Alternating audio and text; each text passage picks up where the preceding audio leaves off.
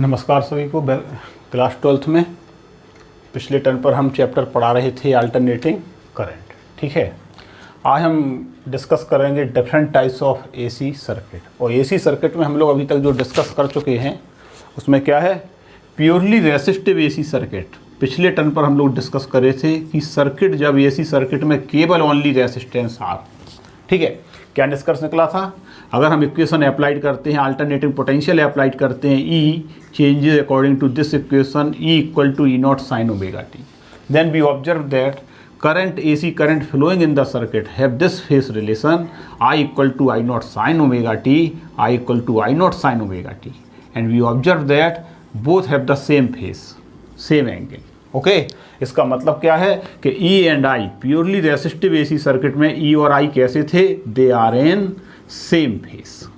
Okay, हम ये discuss कर चुके थे, फेजर डायग्राम भी हमने देखा था। ठीक है, ग्राफिकल रिप्रेजेंटेशन भी देखा था कि same face. What is the meaning of same face? At the same time both have it's minimum value and the same time both have its maximum value. This is the conclusion in purely resistive AC circuit. Pure सब circuit में केवल क्या हो, only resistance हो। आज हम discuss करते हैं सेकंड तुम्हारा सर्किट जो है, when AC circuit containing only inductance.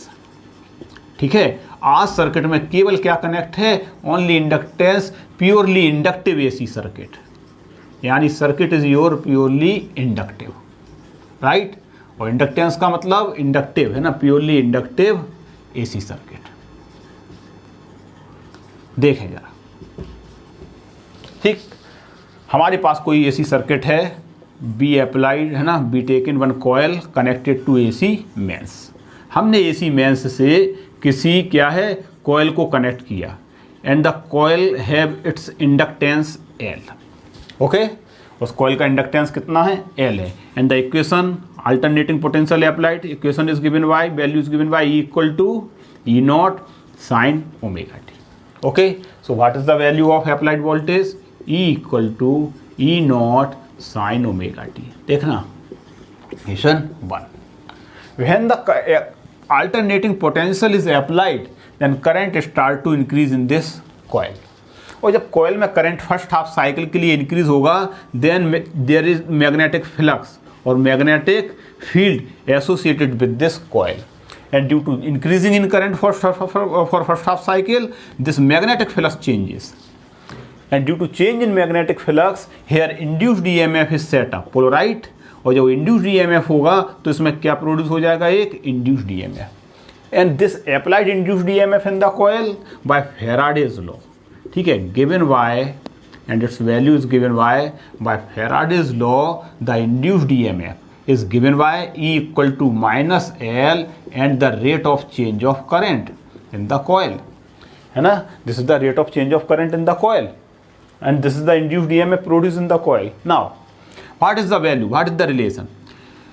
जब करंट इंक्रीज होता चला जाएगा तो ये इंड्यूस्ड ईएमएफ भी बढ़ेगा। ठीक है, और इंड्यूस्ड ईएमएफ बढ़ते बढ़ते इतना मैक्सिमम हो जाएगा, मैक्सिमम करंट की पोजीशन में, कि this will be equal and opposite to this value. So है ना, एट सैचुरेशन यानी मैक्सिमम के केस में क्या होगा तुम्हारा, this applied E, this E equal to minus of E, यानी जो इंड्यूस्ड ईएमएफ की वैल्यू होगी नेगेटिव डायरेक्शन में, because it opposes the E, है ना। और बाय किरचॉफ्स रूल हम डायरेक्ट भी अप्लाई कर सकते हैं, E plus E equal to 0। इसको ऐसे भी सेंस में समझ सकते हैं कि सर्किट का टोटल सोर्स ऑफ ईएमएफ का एल्जेब्रिक सम क्या होगा, 0, और टोटल सर्किट में कितना है EMF, applied plus produce. So the sum of these two equal to 0. So we can also say that E equal to minus C, उस तरफ ले जाने का। ठीक है, now substitute the value of these two here, क्या होगा, minus, है ना। So your E equal to E not sine omega T, okay, and this will equal minus and minus L D I upon D T. So क्या आएगा, L D I upon D T equal to E not sine omega T. Now solve this equation for current I. अब हमारा काम क्या है, इस equation को current I के लिए सॉल्व करना। ठीक है, करें। So D I upon D T equal to E not upon L okay, इसको यहाँ ले जाएं, sine omega T. So next step, ठीक है, देखो D I upon D T equal to E not upon L sine omega T, ठीक है, ये हटा देते हैं। ठीक है, देखें जरा यहाँ पर इसके बाद के स्टेप क्या आएंगे। ठीक है, देखने जरा, ठीक। So D I upon D T equal to एक बार फिर से यही इक्वेशन लिख ले रहे हैं हम, ठीक है, E not upon L and sine omega T. Now integrate both sides, जब दोनों तरफ को हम इंटीग्रेट करेंगे, है ना, now integrate for current and integrate with time, तो क्या होगा तुम्हारा, क्या होगा, या फिर ऐसे नहीं करना है तो एक काम करते हैं, हम टाइम के रिस्पेक्ट डिफ्रेंशिएट ना करें तो पहले डी टी को इस तरफ लेकर के आएँ, फिर इंटीग्रेट कर दें। नाउ इंटीग्रेट बोथ साइड्स, ठीक है। So this is integrate for current and this is integrate fine function sine omega t with respect to time. So what is the integration of d I, what is the integration of d I, I, this is equal to constant term E not upon L, and what is the integration of sin omega t dt. So I equal to e naught upon l, and the integration of sin omega t is minus cos omega t, right? जानते हैं कि sin omega t का integration क्या होगा, minus cos omega t, and into t के साथ जो constant होता है वो आ जाएगा कहाँ, ओमेगा अपॉन में this is. So what is the relation for current, current के लिए इक्वेशन आ गया ई नॉट अपॉन इस ओमेगा को यहाँ पर हम मल्टीप्लाई में कर लें तो ओमेगा इंटू एल, ठीक है, and this comes minus cos omega T. So next step I equal to E not upon, अभी इसको ऐसे ही रखें, omega into L minus cos omega T. Minus cos omega t का मतलब है, okay, I equal to E not upon omega L into minus cos omega t, and now I equal to E not upon omega L into minus cos omega T.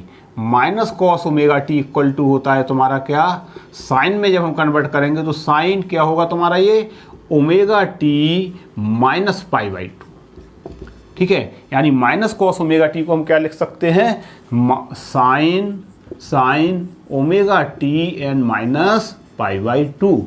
चूंकि हमारा जो current का alternating potential का equation है वो किसके form में है, साइन फॉर्म में, इसलिए हमें करंट के इक्वेशन को भी साइन के फॉर्म में लाना है, ठीक है। So I equal to E not upon omega sine omega T minus pi by two. Now एक पॉइंट को जरा यहाँ पर देखना, ओमेगा इंटू एल, हम तुमसे कहते हैं कि यूनिट निकालो इसका, find out the unit of omega into L. Omega means radian per second, okay, into this is henry, L means phi equal to L I, I equal to क्या होता था, L I, so L equal to phi upon I, यानी this is weber, weber means क्या होता था तुम्हारा, इसको बदलोगे जरा, weber per ampere, right, and weber equal to tesla, magnetic tesla into, है ना, इसको तुम पूरा कन्वर्ट करते चले जाओ, यानी वेबर का मतलब होता है, या यहाँ से एक काम करते हैं हम, यहाँ से हम एल का यूनिट निकालें, ई इक्वल टू इस वाली फॉर्म से इक्वेशन निकाल करके देखें, E equal to L D I upon D t, यानी एल का इक्वेशन होगा क्या तुम्हारा, एल के लिए फार्मूला क्या लिखोगे, एल के लिए लिखोगे क्या, volt into seconds upon ampere, और सेकंड से second cancel, volt upon ampere, radian have no unit, यानी इसका यूनिट क्या आ जाएगा तुम्हारा, unit volt upon ampere, and volt upon ampere is equal to your ohm, यानी what is the unit of omega L, ohm, and ohm is the unit of opposition offered in the flow of current, means to say here in your this omega into L shows the opposition offered in this flow of current in this circuit, यानी ये opposition है इस circuit का, इसको हम बोलते हैं X, इस सबस्क्रिप्ट में लिखते हैं हम L फॉर इंडक्टिव, यानी XL, and XL equal to we taken omega into L, and this is known as your reactance, and which types of reactance, inductive, चूंकि coil have, since coil have inductance, so inductive reactance, यानी this is the resistance, है ना,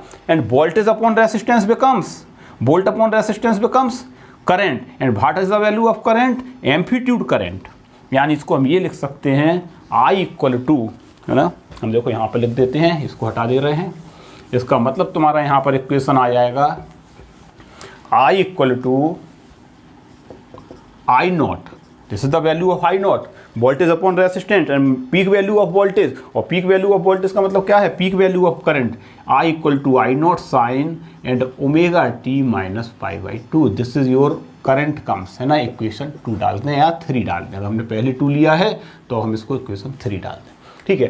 now important point is the peak current, here हमने ये देखा है ना, here we observe that peak value of current, and what is the peak value of current, peak value of current तुम्हारा है I naught and this is equal to E not upon XL, where XL is the inductive reactance, opposition offered in the flow of current, and this is the peak value of voltage and peak value of current. ये relation यहाँ पर एक बहुत important है जो हमको find out हो गया है, and this term is very important, inductive reactance of AC circuit, है ना। जब सर्किट केवल इंडक्टेंस रखता है तो सर्किट का ये क्या है, इंडक्टिव रिएक्टेंस है, ठीक। Now comes on the phase relation. अब हम इक्वेशन वोल्टेज और करंट की देखें, ठीक है, वोल्टेज और करंट की इक्वेशन को देखें और जरा मालूम करो कि क्या फेस रिलेशन निकला है।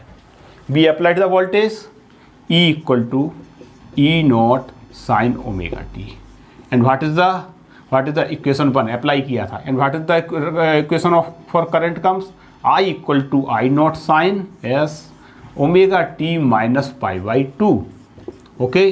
Now what is the relation, what is the phase relation, देखो यहाँ पर current is lagging behind, current is lagging behind by the face angle of pi by to with voltage, voltage के साथ current जो है वो कितना डिग्री लैगिंग कर रहा है, 90 डिग्री लैगिंग कर रहा है। और कन्वर्सली वी कैन से, अगर हम I equal to I naught sine omega t ले लें, तो हमने उस दिन बताया था I equal to I naught sine omega t ले लें, then your voltage is leading. इसका मतलब है कि इसका इक्वेशन आएगा E equal to E not sine omega t plus pi by two, चाहे तो all this pair of current and voltage and this pair of current and voltage will same point, okay. Current is lagging means voltage is leading, जब यहाँ हमने omega T लिया तो इसका मतलब है कि इसमें हमको फिर ऐड करके दिखाना पड़ेगा, यानी in purely resistive AC circuit what is the conclusion, what is the phase relationship, phase relationship is this, when in purely inductive AC circuit current is leading और वोल्टेज इज लैगिंग, ओके। इसी को हम देखो phase relation के term में phasor diagram बनाए जरा, है ना, देखें जरा फेजर डायग्राम के टर्म में तो कैसे लेंगे हम, अगर हम है ना नीचे के पेयर ऑफ इक्वेशन के लिए बना के देखते हैं, like this is your x axis, ठीक है, ये इनिशियल लाइन है, यहाँ पर ये एंटी क्लॉकवाइज हम एंगल को मेजर करना शुरू करें तो देखें जरा, अगर ये यहाँ से इस तरीके से लोगे, है ना, अगर ये तुम्हारा आया करंट के लिए इक्वेशन, है ना, I equal to I naught sine omega t, है ना। अगर उस पेयर के लिए इक्वेशन बनाते हो जिसमें हमने साइन को आई को क्या लिखा, I equal to I naught sine omega T, then your voltage is leading, और वोल्टेज इज लीडिंग का मतलब है this is your 90 degree, and 90 degree with current, this is your pi by two. So this is the equation for E equal to E not sine and omega t plus pi by two, ठीक, and this is the peak value of current and this is the peak value of your voltage. इस तरीके से ये phasor diagram आएगा, एक तो ये, या फिर अगर हम इसको लेते, बताओ जरा, अगर हम इसको वोल्टेज ले लेते E equal to E not sine omega t, तब तुम्हारा करंट कहाँ जाता, 90 डिग्री लैगिंग बिहाइंड, यानी 90 डिग्री फिर वो नीचे की ओर चला जाएगा। अगर हम यहीं पर इसको ई के लिए ले लें, है ना, देखो करेक्शन करते हैं, है ना, अगर हम इसमें इस ग्राफ को थोड़ा अलग से बना के दिखाते हैं, है ना, हम इसको ऐसे भी कह सकते हैं, इसको हम ऐसे भी कह सकते हैं कि अगर तुम्हारा फेजर डायग्राम पर ये तुम्हारा इक्वेशन करंट आई वोल्टेज के लिए होता है E equal to E not sine omega t, तो इसका मतलब है कि करंट इज लैगिंग, और करंट इज लैगिंग का मतलब ये यहाँ पर रोटेट कराते ओमेगा टी, ये नीचे की तरफ रोटेट करता I equal to I naught sine and omega T minus pi by two, ठीक है। So this is your phasor diagram for purely inductive AC circuit, बोलो राइट, ये होता है। अच्छा, एक बहुत इंपॉर्टेंट टर्म यहाँ पर हम इंट्रोड्यूस कराए, है ना, कैपेसिटिव इंडक्टिव रिएक्टेंस, है ना। देखो जरा पहले इसका ग्राफिकल रिप्रेजेंटेशन और देखो, है ना। Suppose we want to draw this the value of voltage and current on the graph, and what types of graph, देखें graph E equal to E not sine omega T, okay, and what is the value of current comes I equal to I naught and sine omega T minus π/2। ठीक, अगर हम इस equation के लिए graph बनाए तो देखना, दोनों के लिए बना के दिखाते हैं। ये टाइम है तुम्हारा, इस पर हम क्या है ना वोल्टेज एंड करंट आई ले लेते। ठीक, देखना जरा, अगर हम ई को यहाँ से शुरू करते हैं सपोज, है ना, ई को अगर this is the graph for current voltage E, then the current is starting from heart. फिर करंट जरा बताइए कहाँ से शुरू होगा। ठीक है, देखो 90 डिग्री फेसर का मतलब है ये जीरो, तो ये तुम्हारा करंट, अगर तुम्हारा वोल्टेज अगर जीरो है तो करंट मैक्सिमम होगा, लेकिन लैगिंग में मैक्सिमम होने का मतलब है विथ नेगेटिव डायरेक्शन, याद रखना। दिस इज पॉजिटिव का मतलब लीडिंग और नेगेटिव का मतलब लैगिंग, और 90 डिग्री का मतलब है मैक्सिमम एंड जीरो, है ना। और जब वोल्टेज अगर तुम्हारा जीरो है तो करंट 90 डिग्री लैगिंग का मतलब है this starting from at this t equal to zero time from here and corresponding periodically changes at the same time. At this time t/4 time, देखो जरा t/4 time पर now voltage becomes maximum and current your negative maximum to 0. And t/2 time, at t/2 time now current becomes maximum to, voltage becomes maximum to 0 and your current becomes 0 to maximum. Right, यानी इस time पर तुम्हारा क्या है, इस time पर तुम्हारा current क्या हो जाएगा, मैक्सिमम। एंड 3t/4 टाइम, देखो जरा 3t/4 time now voltage becomes maximum in negative direction and again your current comes at this time at 0 and periodically this is at time complete t, voltage becomes 0 and again your current becomes maximum with negative direction. So this is the variation of your, at the same time this is the variation of green line, है ना, discontinuous line, B represent क्या, current, and continuous black line graph represent voltage. This is your for voltage and this is for your current I. Okay, this is. So इस तरीके से हम graph पर दिखा सकते हैं। अगर हम इसको ले लेते, मान करके चलो कि ग्राफ में हम I equal to I naught sine omega t लेते हैं, तो कन्वर्सली भी कैन से अगर I equal to I naught sine omega t लेते तो E क्या होता, लीडिंग, यानी E equal to E naught sine omega t plus π/2। फिर क्या करते, अगर हम करंट को यहाँ से लेते तो फिर तुम्हारा वोल्टेज कहाँ से शुरू होता, लीडिंग, लीडिंग का मतलब प्लस डायरेक्शन से मैक्सिमम, इस तरीके से शुरू, राइट। तो हैव सेम थिंग, है ना, ये पेयर और ये पेयर, बात कंक्लूजन सेम है, कंक्लूजन सेम है, लेकिन लिखने का तरीका थोड़ा सा अलग है, लीडिंग के टर्म में और लैगिंग के टर्म में, किसको हम बताना चाह रहे हैं। सो this is your complete purely inductive AC circuit. ठीक है, हाँ, यहाँ पर एक टर्म इंट्रोड्यूस हुआ है, उसको और देखें, ओमेगा इंटू एल, है ना, हमने देखा omega into L, omega into L का मतलब है, यहाँ पर देखना जरा, ओमेगा इंटू एल का मतलब क्या है, ओमेगा इंटू एल का मतलब है XL, and XL is your capacitive, क्या था, एक्स इंटू एल, एक मिनट, एक्स इंटू ऐसे नहीं लिखना है, एक्स इंटू इसके नीचे एल लिख दिए थे, and XL equal to your omega into L. This is चूंकि सर्किट इंडक्टिव है, so this is known as opposition offered in the flow of current and this is known as inductive reactance. AC circuit के लिए opposition क्या कहलाता है, reactance यहाँ पर, और प्योरली इंडक्टिव सर्किट है, so this is known as inductive reactance. ठीक है, so XL equal to omega L, इसी को हम फ्रिक्वेंसी के टर्म में लिख सकते हैं। एसी करंट की अगर फ्रिक्वेंसी हमको 2π न्यू दी है तो omega equal to 2π nu into L, where nu is the frequency of AC. Nu क्या है, एसी करंट की क्या कहलाती है, nu frequency. Okay, frequency of AC, ये बहुत खास पॉइंट है। ठीक है, और यहाँ पर हमने देखा था कि amplitude value of current I naught equal to weaken I naught equal to amplitude value of voltage divided by resistance ohm, and ohm is your here inductive reactance. Or in terms of, we can also write this formula in terms of RMS value, IRMS equal to ERMS upon XL.